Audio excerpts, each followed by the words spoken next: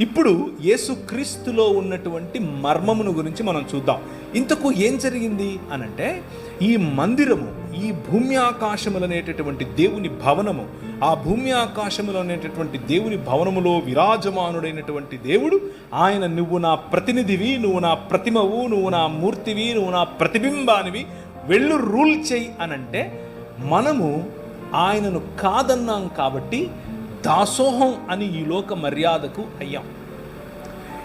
అంధకార సంబంధమైన దురాత్మ సమూహముల యొక్క అధికారము క్రిందికి మనం వచ్చాం.